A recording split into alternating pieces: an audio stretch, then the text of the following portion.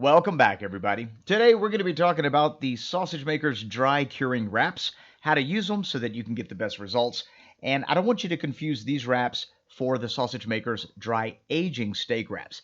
The steak wraps are made out of a plant-based material that are used for dry aging beef in your fridge, while the collagen sheets or the dry curing wraps are used for dry curing whole muscles in a drying chamber. This packet is going to include 3 dry curing extra large wraps, a couple different sizes of netting, some butcher's twine, and some easy to follow instructions. Some of the more commonly asked questions that we get revolve around casings, both synthetic and natural. And casings are one of the tools that we utilize in charcuterie. This is going to be the first video in a larger series that we're going to make dedicated to casings, not only showing you how to use them, but how to get the most out of them and produce the absolute finest and highest quality product that you can. As we finish unboxing these premium dry curing wraps, we've got our netting, our sheets, and our butcher's twine, and I love this particular kit because it's all inclusive. Everything you need is right here. The netting is great. You've got a couple different sizes. It's completely optional. You don't technically have to use it, but it really holds the shape of your charcuterie.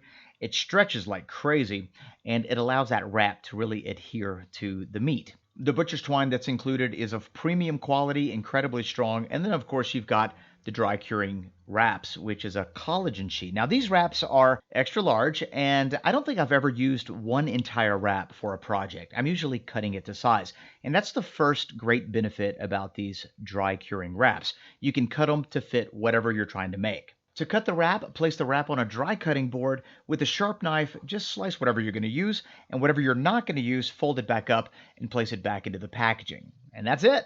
It's now time to make some awesome charcuterie. These wraps are typically used when dry curing whole muscles, so the first thing you want to do before wrapping your meat is to cure it. However you choose to cure your meat, that's completely up to you. We're using the equilibrium method for this basturma that we're making, and this is going to sit in our fridge for about a week.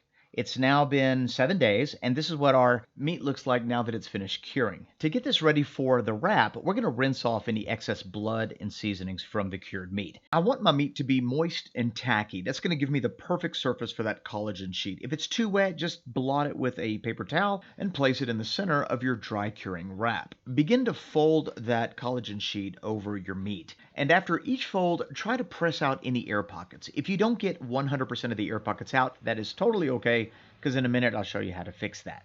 Go ahead and fold the other side over the wrap, and then finally fold over the edges. You don't need to wrap your meat multiple times with this collagen sheet. Just one layer with a small overlap is sufficient.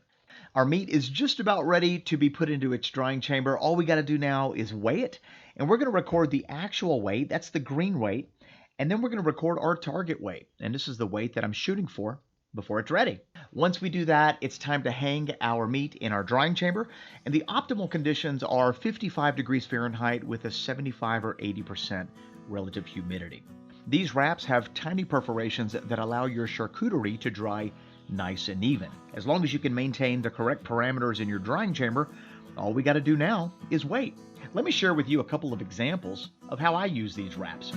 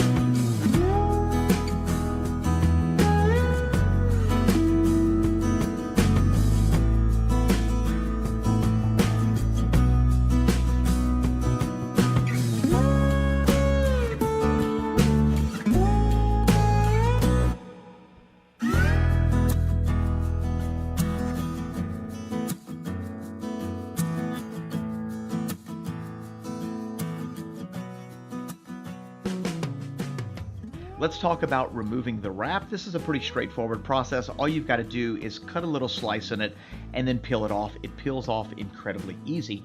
If you'd like, you could also soak this in some lukewarm water for a couple of minutes, which will soften it up, allowing it to come off even easier. And now for the moment that I think we've all been waiting for. Let me show you the end result. This is a copa that we've used the dry curing wraps with. Absolutely delicious. This is a duck prosciutto, and as you can see, very evenly dried. Here we have bresaola. This is the beef eye around. Beautiful charcuterie, and then quite possibly my favorite way to use these wraps. This is a salami di filetto. That's a salami with the pork tenderloin right in the middle. And there you go.